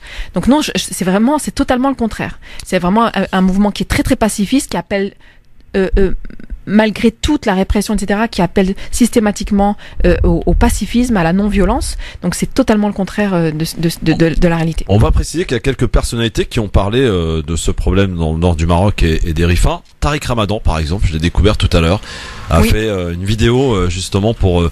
alors peut-être pas soutenir, le mot peut-être pas adéquat, mais en tout cas parler de ses spécificités. Oui, alors si, je pense qu'il a été jusqu'à dire qu'il était scandalisé de ce qui se passait dans le Rif, surtout pour ce qui se passait en termes de répression, de militarisation, parce qu'il y a eu une véritable militarisation forcenée après l'arrestation de Nasser Zazafi en mai. Donc non, il a pris position et je pense qu'il faut le saluer pour ça, pour ce courage-là, parce que beaucoup d'autres ne l'ont pas eu. Beaucoup d'autres, y compris des personnalités qui sont marocaines, ne prennent pas position, préfèrent fermer les yeux, parler d'autres choses, etc., etc. Donc c'est à noter. Alors les prisonniers politiques maintenant, on va en parler parce que il y a un chiffre quand même qui est assez considérable. 300 prisonniers qu'on peut qualifier de prisonniers politiques. Oui. Alors oui, ils sont politiques parce que s'ils sont en prison, c'est parce qu'ils ont manifesté contre l'injustice et pour leur dignité, pour la dignité du peuple marocain en général, parce que souvent il y a quand même le lien qui est fait entre le Maroc et le Rif. Enfin, c'est pas des revendications purement spécifiques, purement régionales, mais aussi leur dignité de Rifin. Donc c'est bien, voilà, la définition d'un prisonnier politique. Il est là pour ses idées, il est là pour son engagement politique. Plus de 300, effectivement. Donc les cadres du mouvement Hirak qui sont plutôt emprisonnés à Casablanca, Darida, et puis beaucoup de prisonniers politiques aussi à Al-Hoceima, et ils sont jugés. Voilà, ils sont jugés depuis plusieurs semaines. D'abord plutôt les prisonniers qui sont à Al-Hoceima, et puis là en ce moment il y a le jugement, les procès des prisonniers de Casablanca. Nasser Zazafi, lui, est toujours donc le leader, le leader du Hirak est toujours en isolement. Donc qu'est-ce qui lui est reproché aujourd'hui? Ce qui lui est reproché, c'est d'être un meneur. Voilà, c'est tout simplement d'être un leader, c'est-à-dire d'avoir incarné la résistance. Voilà, il y a, je le disais tout à l'heure, le Hirak, c'est vraiment un mouvement populaire, spontané, qui est pas hiérarchisé, qui est vraiment très très spontané. Mais il se trouve que voilà, il y a des personnes au sein de ce mouvement qui ont pris la tête avec un discours fort. Il se trouve que Nasser Zazafi est un très grand orateur. Voilà, il s'exprime très bien, il a une très grande éloquence. Il est politisé, il fait partie de cette famille Al-Khattabi qui est prestigieuse, qui est très reconnue, qui est très estimée dans le Rif. Donc il a cette aura-là qui fait qu'il a pu prendre comme ça, pas la tête parce qu'il s'agissait pas d'être le chef, mais en tout cas de devenir le leader du mouvement. Donc c'est voilà, comment tuer un mouvement. Bon voilà, c'est en cassant la tête du mouvement. Donc c'est pour ça que lui est en isolement. Et puis les autres cadres voilà ont été emprisonnés à Casablanca. C'est pas anodin. Il y a aucun soutien d'un pays étranger qui justement se questionne sur le traitement réservé fait à ces prisonniers qui, je rappelle, quand même encourent jusqu'à 30 ans de prison. C'est énorme, hein. Voilà, alors 30 ans de prison, pourquoi? Parce que les chefs d'inculpation sont très lourds, donc atteinte à la sécurité intérieure de l'État, tentative de meurtre, préparation d'une conspiration contre la sécurité intérieure, etc., etc. Oui, tout pour avoir manifesté, pour l'essentiel, voilà, c'est des gens qui ont manifesté à des manifestations qui n'étaient pas autorisées, donc voilà, et qui ont jeté deux, trois pierres pour certains d'entre eux. Voilà, mais on a comme ça des chefs d'inculpation qui sont de l'ordre de la sécurité de l'État, voilà, et d'où les chefs les peines de prison qui risquent d'être très très lourdes. Il y a déjà un jeune de 18 ans qui a été condamné à 20 ans de prison. Ça c'est voilà, 18 ans, 20 ans de prison quoi. Pour soi-disant pour avoir tenté de mettre le feu dans un foyer. Voilà, soi-disant parce que voilà, évidemment, il n'en est rien. 20 ans de prison à 18 ans. Est-ce qu'il y a justement le pouvoir marocain de quelle manière il répond à cette colère, j'allais dire aujourd'hui, qui est présente dans le Rif. Est-ce qu'il y a des mots peut-être rassurants de la part de quelques ministres ou de la part du roi? Est-ce dans les discours que le roi a pu prononcer ces derniers mois, est-ce qu'il a parlé justement de ce qui se passe dans cette région en particulier, ou c'est carrément l'inverse, c'est-à-dire on occulte complètement ce problème et on décide d'enfermer donc toute contestataire? Bon, il y a deux choses. Il y a le discours du régime de manière plus générale, du pouvoir de manière plus générale, qui est un discours où on va considérer que des revendications sont légitimes, mais que si elles ne sont pas satisfaites, c'est notamment de la faute des intermédiaires. Donc ça, c'est un discours qui est récurrent en fait, mais pas que au Maroc, pour dire que s'il y a des problèmes, c'est pas la faute du pouvoir, en tout cas pas du monarque, c'est de la faute en fait des intermédiaires, notamment des intermédiaires locaux en fait qui sont corrompus, etc. Donc voilà. Et puis surtout, il y a de la part du pouvoir un soutien quasi total aux forces de l'ordre, comme on dit, aux policiers, aux militaires, etc. Voilà, à aucun moment il y a le fait de dire que la répression va s'arrêter, que elle va être moins violente, etc.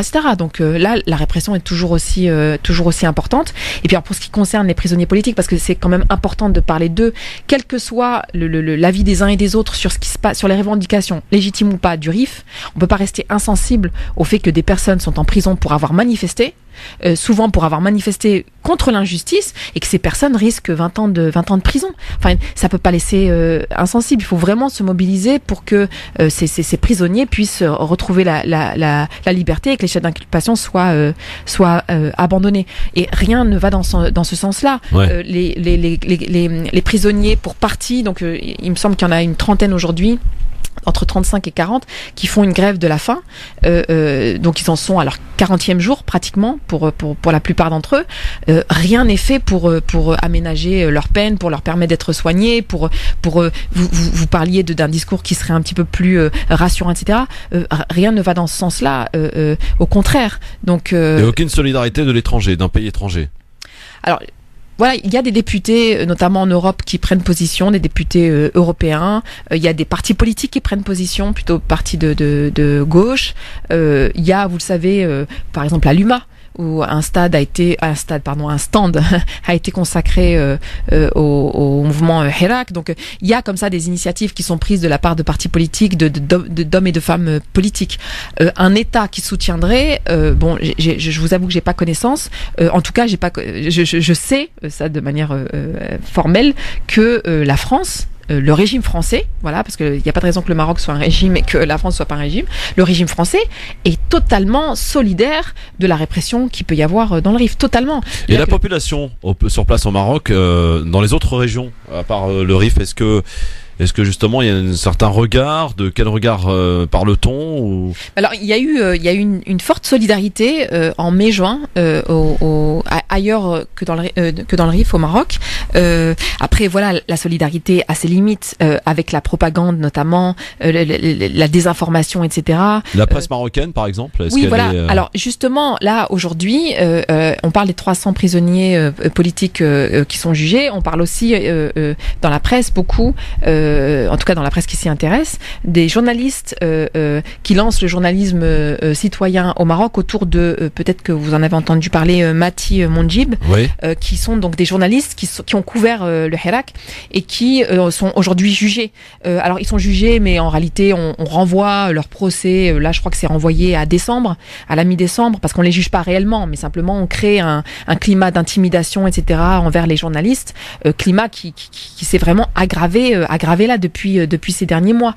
On peut plus du tout parler de liberté de la presse au Maroc aujourd'hui. Donc les journalistes qui couvraient les événements du Rif sont eux-mêmes inquiétés par la police et la justice au Maroc. Donc on peut pas compter sur la presse, les médias marocains, encore moins sur le pouvoir marocain pour relayer l'information. Et c'est ça qui peut casser une solidarité nationale. c'est quand même très puissant. Alors, même si, pardon, il y a les réseaux sociaux quand même. Oui, alors, heureusement, ils sont là, évidemment, comme dans beaucoup de mobilisations. Voilà, exactement. Est-ce que le mouvement du 20 février est mort, et de quelle manière s'est-il lié avec le mouvement Hirak? Oui, non, il est pas mort. Alors, il soutient le mouvement du 20 février, soutient. Il y a pas mal de personnalités du mouvement du 20 février qui ont soutenu, qui sont mobilisées depuis le début, qui participent au comité de soutien des familles de prisonniers, notamment à Casablanca, notamment une femme historique, une militante historique au Maroc qui s'appelle Khadija Riadi, qui a porté son soutien depuis le début, qui aujourd'hui organise des conférences, intervient un petit peu partout pour soutenir le Hirak, pour soutenir les revendications du Hirak, et surtout pour appeler à la libération, parce que c'est vraiment ça l'urgence aujourd'hui, appeler à la libération des prisonniers politiques. Il y a comme ça des militantes, alors j'en citerai une que je connais un petit peu qui s'appelle Soraya Al-Kahlaoui, qui est chercheuse au Maroc et qui coordonne aussi le comité de soutien aux prisonniers politiques, donc, et qui étaient membres toutes deux du mouvement du 20 février. Donc il y a l'essentiel des forces, notamment la MDH, l'association des marocaines pour les droits humains, qui soutient aussi le Hirak. Donc il y a les forces du 20 février qui sont en soutien avec le Hirak. Maintenant, voilà, je disais, la limite entre ces deux forces, c'est que le Hirak n'est pas un mouvement qui est porté par les associations, et c'est aussi ça qui fait qu'il n'est pas tant relayé que ça, en réalité. Il n'est pas porté par des partis politiques, il n'est pas porté par des syndicats, etc.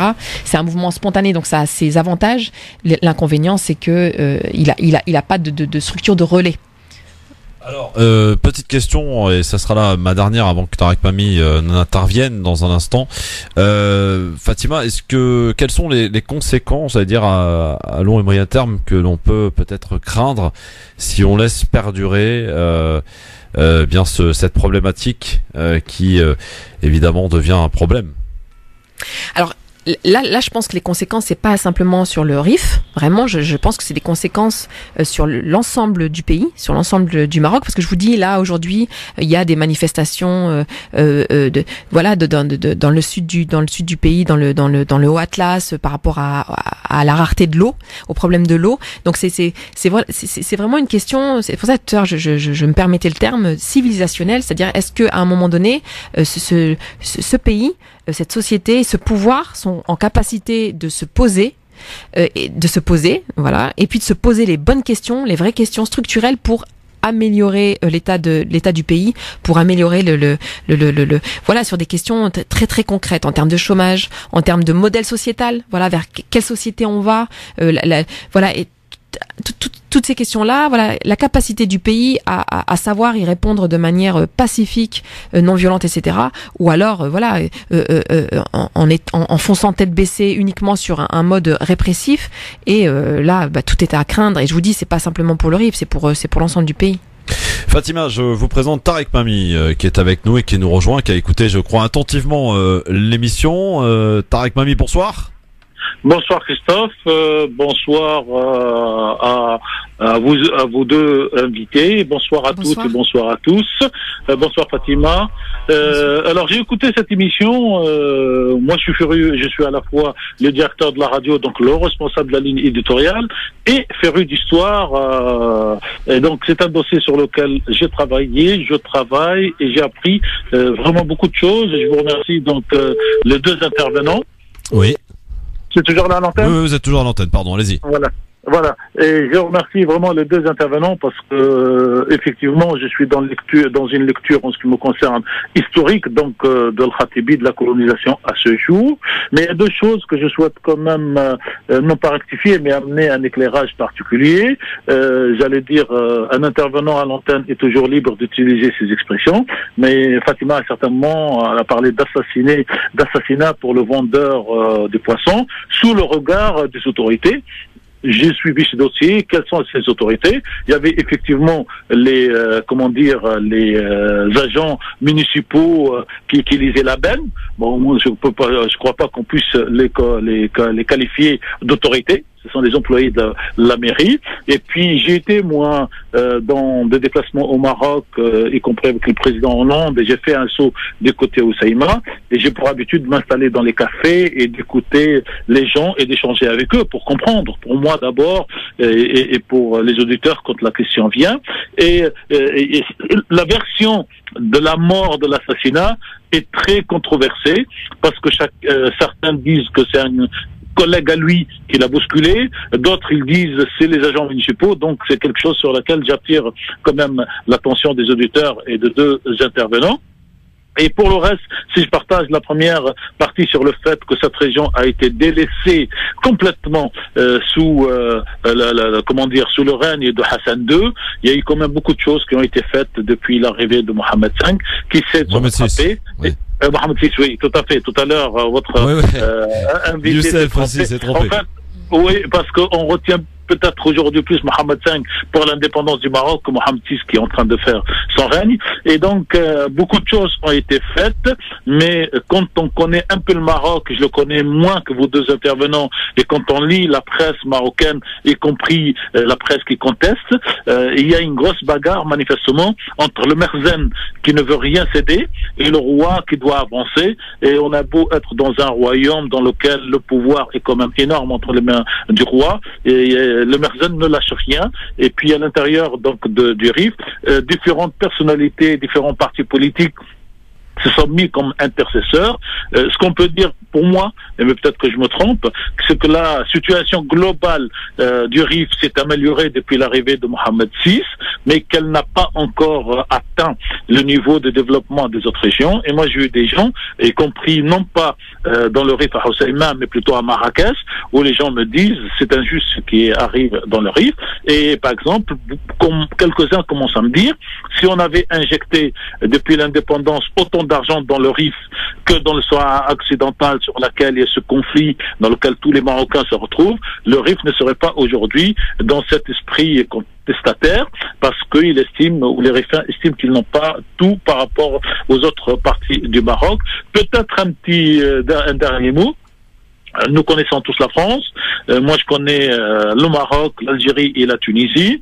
Et effectivement, le RIF serait et est une région contestataire historiquement, quel que soit le pouvoir. Si je peux me permettre, c'est un petit peu comme la Corse en France et la Bretagne, sauf qu'en Corse et en Bretagne, les citoyens ont exactement les mêmes droits, surtout en Bretagne, mais ils ont cette mentalité de contestation, et qu'au RIF, les gens n'ont pas encore tout à fait tout ce que les autres régions du Maroc ont, et ils sont dans cette contestation. Voilà un petit peu les quelques remarques que je souhaitais rajouter à cette très belle émission, qui permet à chacun de se faire une idée. On n'est pas obligé d'être d'accord avec tout ce que disent nos intervenants sur France Maghreb 2, mais au moins nous essayons de donner des éléments de compréhension de lecture aux auditeurs, parce que sur certaines radios ou aux médias mainstream, c'est le Hirak qui a raison à 100%. Dans d'autres, c'est le pouvoir marocain qui a la raison à 100%. Et ils ont essayé, en tout cas vos intervenants, et avec ma petite intervention, de donner des éléments de lecture de cette situation qui sont toutes dramatiques, parce que quand il y a mort d'homme, quel que soit cet homme, c'est toujours dramatique à la base. Mais il y a aussi ces prisonniers politiques dont on parle évidemment, et qui sont très nombreux. Fatima, sur ce que vient de dire... Et ça, j'en termine là. C'est là où moi, j'ai des collègues journalistes marocains, où ils me disent que le bras de fer entre le roi et le Merzen sur l'autorité de l'État se joue, y compris sur ces dates de renvoi de procès et de risques que ces prisonniers risquent d'avoir comme condamnation. Tarek, ne bougez pas, Fatima, sur ce que vient de dire Tarek, sur les nuances apportées finalement à ce qu'il a pu entendre depuis tout à l'heure. Alors, sur le premier point concernant Mohsin Fikri, bon, moi je maintiens ce que j'ai dit, donc j'ai parlé d'assassinat. Maintenant, non mais autorité, vous avez dit assassinat. Justement, alors l'une des revendications. C'est qui l'autorité? Je vais vous répondre. L'une des revendications du Hirak, justement, c'est de dire qu'il faut faire la lumière sur cet événement, on va dire, voilà, de manière plus large. C'est-à-dire que certains, il y a des légendes urbaines sur ce qui s'est passé. Voilà, autant, voilà, faire une enquête et avec voilà une enquête objective sur ce qui s'est passé, faire la lumière sur ce qui s'est passé. Bon, on sait toujours pas ce qui s'est passé de manière précise. Et c'est la même chose pour Imad El Atabi qui est mort le 20 juillet. En tout cas, lors d'une manifestation le 20 juillet, il aurait reçu une grenade de la part des forces des policiers marocains. Voilà, et c'est pareil, c'est de demander une enquête. Donc sans même aller jusqu'à affirmer quelque chose, il n'y a pas d'enquête quand il y a des morts, il y a pas d'enquête, Donc ça permettrait de nous mettre d'accord en réalité s'il y avait une vraie enquête objective. Non, mais, juste sur cette phrase, parce qu'on est quand même responsable de la ligne éditoriale de la radio, nous ne pouvons pas laisser la phrase telle quelle, assassiner sous le regard des autorités tant que l'enquête n'a pas dit. Et je vous rappelle qu'en France, la fameuse enquête sur la grenade qui a tué l'écologiste n'est toujours pas terminé non plus. Voilà, et pourtant je peux dire moi que Rémi Fraisse a été assassiné par les forces de l'ordre françaises. C'est-à-dire que même si l'enquête n'est pas terminée, on peut avoir un point de vue personnel qui n'engage que la personne qui tient le point de vue. J'espère que ça n'engagera pas la radio. Ce que je veux vous dire, c'est que justement, pour répondre à ça et pour nous mettre d'accord, il faudrait que le pouvoir fasse en sorte qu'il y ait des enquêtes. Une enquête. Voilà, une lumière. Et ça fait partie des revendications du Hirak de dire voilà, on veut des enquêtes sur nos morts. Voilà. Bon, alors ça c'est son fait écrire. Oui. Voilà, ça c'est le premier point. Le deuxième point, votre rhétorique autour du fait que voilà, on a fait beaucoup pour le RIF, on a fait moins, on a fait plus, etc. pour le RIF. Cette rhétorique de fait, et si vous me permettez, n'est pas bonne. C'est pour ça que j'insistais sur concrètement qu'est-ce qui se passe dans le RIF en termes presque statistiques. Vous pouvez dire que la situation du RIF sous le règne et jusqu'à la mort de Hassan II. Je vais vous expliquer pourquoi je dis ça. De Mohamed VI, c'est exactement la même chose aujourd'hui. Alors, je vais vous expliquer pourquoi je dis ça sur le fait que on fait plus de choses aujourd'hui qu'hier, etc. En fait, déjà moi la rhétorique, je ne la reprends pas cette rhétorique-là parce que même si je sais que c'est une rhétorique qui est très très présente quand on parle du RIF, parce qu'en fait les choses ne sont pas censées tomber du ciel en termes de justice sociale, en termes d'équipement, en termes d'organisation du territoire, en termes d'organisation politique du territoire, etc. On ne demande pas que les choses tombent du ciel. Le régime marocain, le pouvoir marocain, ce sont des hommes, ce sont des hommes et des femmes, ce sont plutôt des hommes d'ailleurs, des gouvernants. C'est pas à eux de faire tomber comme ça, de faire pleuvoir comme ça sur le RIF de l'argent, des investissements, etc. Là, on parle d'injustice et d'inégalité. Et là, c'est des choses très très concrètes. Et je vous dis, par exemple, taux de chômage. Parlons du taux de chômage dans le RIF. Exil. Combien aujourd'hui de jeunes rifins sont obligés de quitter le RIF? Ça, c'est des choses très très concrètes et qui s'aggravent en réalité. Quand tout à l'heure on parlait d'investissement, il faut regarder quelle nature d'investissement, qu'est-ce que ça produit de manière structurelle sur le RIF. Ces investissements autour du tourisme, etc. On sait très bien aujourd'hui ce qu'amène le tourisme dans un pays. On a l'exemple des autres régions au Maroc et puis de la Tunisie par exemple. Donc voilà, il faut rentrer plus en profondeur et de manière structurelle sur ce qui se passe dans le RIF d'un point de vue économique et social. Donc voilà, et donc cette rhétorique de dire voilà, oui mais on fait plus aujourd'hui. Non mais c'est pas de la rhétorique. Vous êtes libre bien sûr en intervenant sur France Maghreb d'amener votre vision.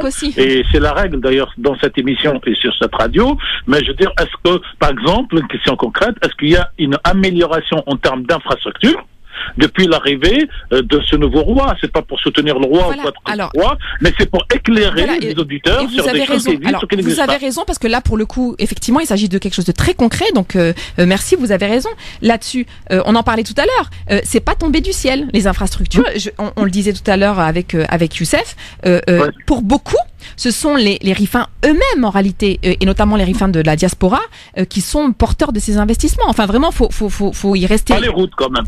Pas les routes. Je vous assure que s'il y a un investissement, il y a des caisses solidaires, etc. Un peu sur le modèle de ce qui se passe. Je connais la région, j'y étais pour regarder, comme vous, de mes yeux, dans un contexte, j'allais dire avec un regard peut-être extérieur par rapport au vôtre, un regard de journaliste, un regard de quelqu'un qui connaît les trois pays du Maghreb, parce que si vous voulez, sur notre radio, je souhaite, et nous sommes tous dans cette ligne, donner le maximum d'informations de ce que nous avons vécu et de ce que nous avons vu de nos yeux et non pas de ce qu'on a entendu parler. Merci Tarek Mami, merci beaucoup, à très bientôt en tout cas de nous avoir apporté votre éclairage. Fatima, vous restez avec nous dans un instant pour conclure et rappeler quelques événements importants, rendez-vous bien sûr, et Libertad si on a le temps. À tout de suite.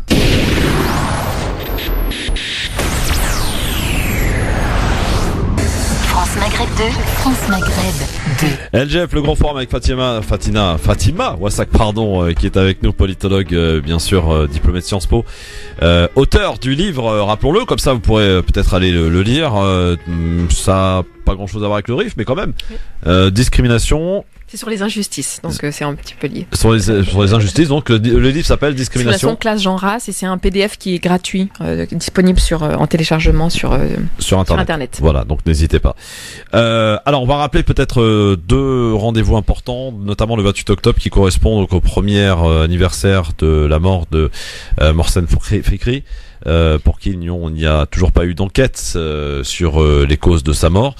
Rassemblement donc qui aura lieu à Paris. Ouais, à Paris, probablement en Trocadéro, c'est encore à préciser. Alors c'est le comité de soutien au mouvement Rifin qui organise, Île-de-France qui organise ça.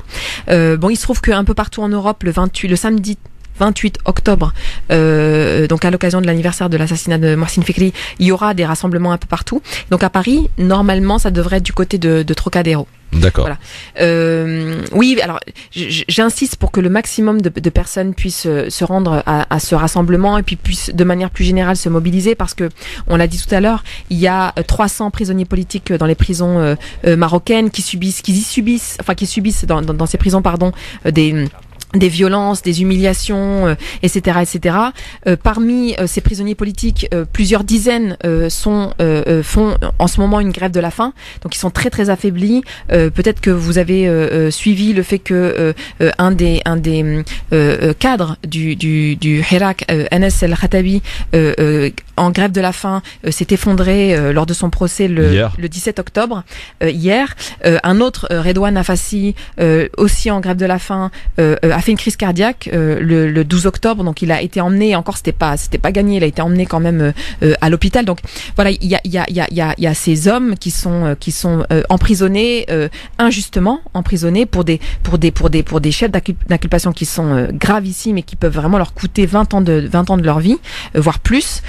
Et parmi eux, donc ces prisonniers qui sont en grève de la faim et pour lesquels il y a vraiment aucune pitié aujourd'hui. Donc vraiment c'est important, au-delà du soutien qu'on peut avoir pour la mobilisation dans le RIF pour le Hirak, au-delà de ce soutien-là, d'être sensible à la cause de ces prisonniers politiques et pour le moins de demander leur libération immédiate et le fait qu'on ne retienne pas de chef d'inculpation contre eux.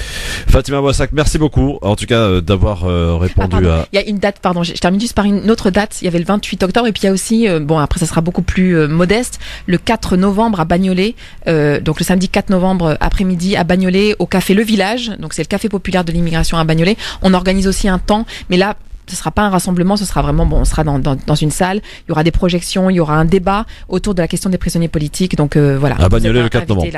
Merci beaucoup Fatima Wassak d'être venue, d'avoir répondu à nos questions, d'avoir expliqué votre point de vue, la situation des Rifins et des prisonniers politiques. Et merci aussi à Youssef Braknik qui a dû nous quitter un petit peu plus tôt. Merci beaucoup, à bientôt. Merci à vous d'avoir organisé cette émission. Voilà, c'est très très important d'en parler parce qu'effectivement, comme vous le disiez, peu de médias en parlent, donc vraiment, je vous en remercie. Et pardon à tous les auditeurs qui n'ont pas pu intervenir aujourd'hui, mais il y avait tellement à dire. Voilà, on espère en tout cas qu'ils pourront se rattraper dès demain. Autre émission demain. Bonne soirée à tous à l'écoute de France Maghreb 2. Bien sûr, il est précisément exactement 18h. L'heure du rappel de l'actualité de ce mercredi soir avec Marine Garel. Bonsoir et à demain. Bonsoir à tous. 13 attentats ont été déjoués depuis le début de l'année, selon le chef de l'État Emmanuel Macron. Il prononce aujourd'hui depuis le Palais de l'Élysée à Paris un discours sur la politique de sécurité face aux représentants des forces de l'ordre sur fond de menaces terroristes et de grogne policière. Le président a défini les contours de sa police de sécurité au quotidien. Ce n'est pas le retour de la police de proximité, indique le chef de l'État, mais sa prise de parole est surtout marquée par le contexte terroriste. Il a rappelé que la menace était toujours très présente et annonce un nouveau plan de lutte contre la radicalisation. Emmanuel Macron qui veut également durcir la réponse aux menaces qui visent les policiers et les gendarmes. Les violences dont sont victimes les forces de l'ordre sont inacceptables selon le président. 2 personnes sont en garde à vue au premier district de police judiciaire de Paris. Parmi elles, un homme soupçonné d'avoir effectué des repérages au palais de justice de Paris où se déroule actuellement le procès d'Abdelkader Mera, le frère de Mohamed Mera, le tueur au scooter. L'homme a pénétré dans le palais de justice par une entrée réservée au personnel à l'aide d'un badge d'une salariée qui a été mise en garde à vue également. Cet homme est connu des services de police, notamment pour vol avec violence et trafic de stupéfiants. L'Aude et l'Hérault sont placés en vigilance orange pour des risques d'orage, de pluie et d'inondation. Le début de l'alerte est prévu ce soir à minuit. Elle devrait durer jusqu'à 21h demain. Un risque d'orage fort, d'intensité pluvieuse soutenue et de cumuls locaux importants justifie une vigilance particulière selon Météo France. Une collision a eu lieu entre un tracteur et un car scolaire à midi dans la Drôme. Au moins 16 enfants sont blessés, dont un grièvement touché à la tête. Un hélicoptère l'a évacué au plus vite vers l'hôpital. Les pompiers ont ouvert une cellule de crise et de nombreux moyens ont été déployés sur place. Sport football, Monaco a quasiment dit adieu à la Ligue des Champions hier soir en s'inclinant 2-1. Ce soir, le PSG se déplace à Anderlecht à 20h45. France Maghreb 2, service, info, musique, divertissement. France Maghreb 2. France Maghreb.